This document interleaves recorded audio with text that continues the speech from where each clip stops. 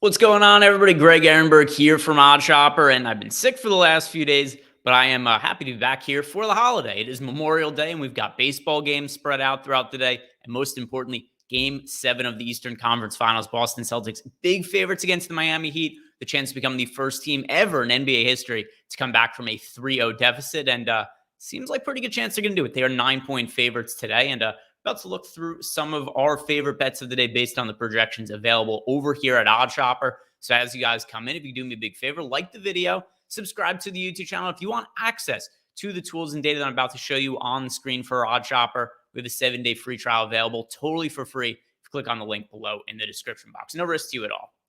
Getting some of the data on screen. And of course, we're going to be starting here by talking about Game 7. It's the biggest sporting event of the day. And some interesting talking points here. Most notably, we should just keep in the back of our mind, Gabe Vincent is officially listed as questionable to play tonight. In addition to that, Malcolm Brogdon is questionable to play. He's been dealing with an elbow injury. He's got some ligament damage there. So seems to me that it would be the equivalent of like if a pitcher in baseball got hurt and did Tommy John surgery. It seems like that's the same injury Malcolm Brogdon has. And just hasn't really been playing much over the course of the last few games. Also had to miss a game. And yeah, that's just going to be the result of that elbow injury. And not sure how that's going to impact tonight's game, but best guess is either doesn't play or he plays very limited minutes. Gabe Vincent, I assume he is going to end up playing. Now, if we look through some of our top projected bets of the day, starting with Grant Williams, over 1.5 3-pointers, we have the fair line at plus 134, and this could be available, found, I should say, plus 155 odds. And Grant Williams has been one of the main beneficiaries of the absence of Malcolm Brogdon. We've seen the Celtics just have to play some bigger lineups, and Grant Williams has stepped up considering the circumstances. And Grant Williams doesn't really provide a ton on offense. And like if you guys play fantasy basketball, he's not the greatest fantasy producer in the world. But the one thing he does do, grabs a few rebounds, and also he can knock down 3-pointers. So Grant Williams, if you look at the last 4 games since he started to play extended minutes, he has hit multiple threes in 2 out of those 4 games, which that's kind of what you get out of Grant Williams when he plays extended minutes. He's going to average, somewhere around 1.5 to 2 3-pointers per game. And we've got this bet winning a little bit under 50% of the time, but the key here, plus 155 odds. So that's our number one projected bet of the day. And I like it, especially at the plus money, over 1.5 threes, plus 155 for Grant Williams. Anything better than plus 134 would be worth betting. Now, this next one is one other bet that I have my eye on for today. And I think it's going to make a lot of people uncomfortable considering the narratives around Jimmy Butler and playoff Jimmy and all of that. But he hasn't been very good in this series, and it's kind of flown under the radar because Butler has this reputation that doesn't always match up with the reality of what his performances are. And he's just not been very efficient in this series. Jimmy Butler only shooting 41% from the field, averaging 24.2 points per game. And his over-under is open to 29.5. That's a really high number. Jimmy Butler has scored under 30 points in every single game of the series since game 1. Last game, he played 47 minutes, scores 24 points. The game before that, 14 points. Game before, what have it been? Game 5 against the Celtics, we saw Jimmy Butler put up 29 points. But that was the second high water mark of the series. The big one was obviously game 1 where he put up 35 points. So we've seen 6 games played in this series. Jimmy Butler scored under 30 points in 5 out of those 6 games. So with that in mind, I think 29.5 is too high of a line considering how Jimmy Butler's played in this series.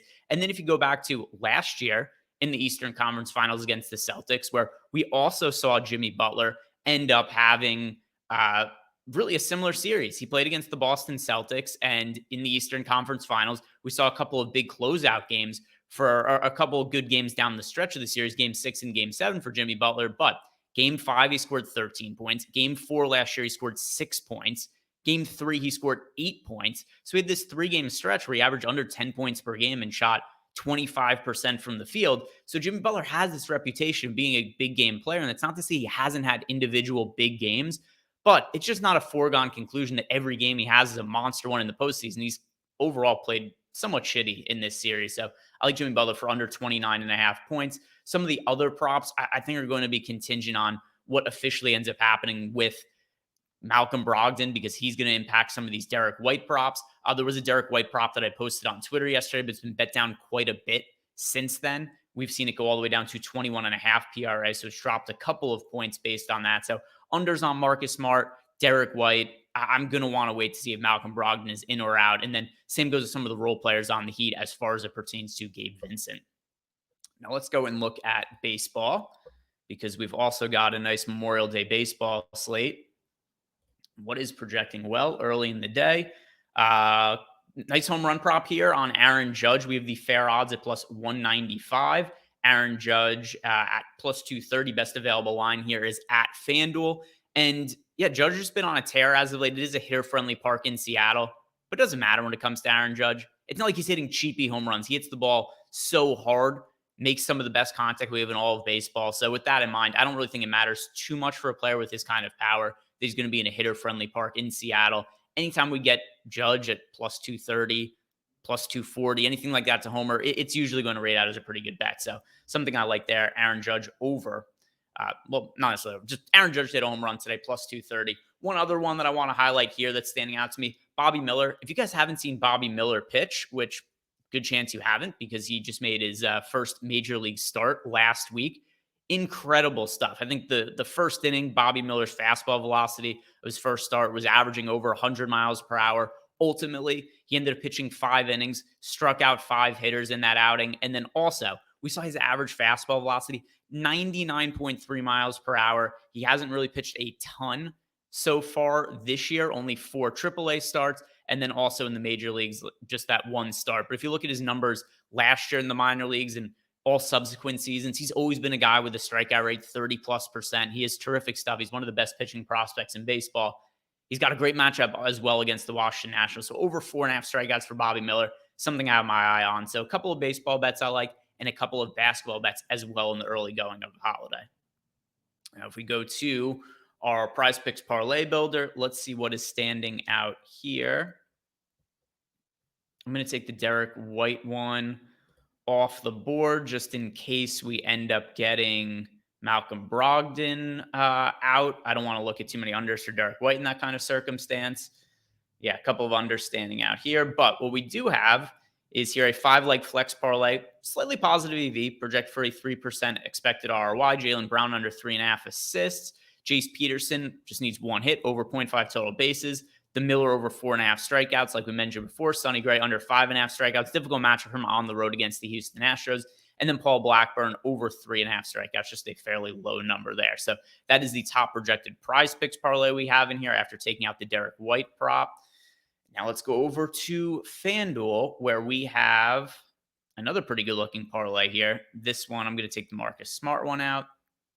But here we have a 4-leg parlay for FanDuel, right around 10-1 odds, plus 999.78. So if you bet $100, you would pay out just a little bit under $1,100. This is projected for a 21% expected EV.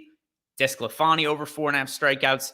Decent matchup for him against the Pittsburgh Pirates. Good start to the year for Pittsburgh. They've really fallen off. And believe it or not, despite the really hot start for the Pirates, they're like, 20-6 or something like that to open the year. They have a nearly identical record this year on Memorial Day to what they had last year. So really long losing streak here for the Pittsburgh Pirates.